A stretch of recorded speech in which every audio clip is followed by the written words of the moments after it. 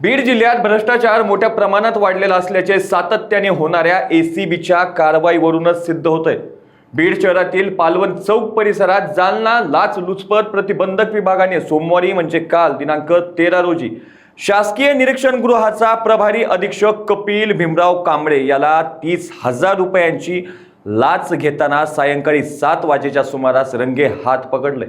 तक्रारदार हा सुरक्षा रक्षक असून त्याची हजेरी सुरळीतपणे वरिष्ठांकडे पाठवण्यासाठी आणि संबंधित आदेश काढण्यासाठी कपिल कांबळे याने 45,000 रुपयांच्या लाचेची मागणी केली होती। तडजोड आणि ती 30,000 रुपये देण्याचं ठरलं। या प्रकरणी रविवारी तक्रार प्राप्त झाली होती।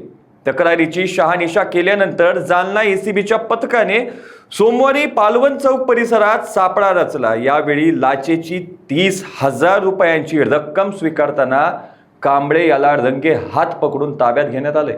दरम्यान घर झडतीसाठी बीड एसीबीचे एक पथक रवाना केले होते। सातत्याने होत असलेल्या लाचखोरीच्या कारवाईने जिल्ह्यात पुन्हा एकदा खळबळ उडाली आहे। अशाच ताज्या अपडेटसाठी लोकाच्या टीव्हीला सबस्क्राईब करा आणि लाईक करायला विसरू नका।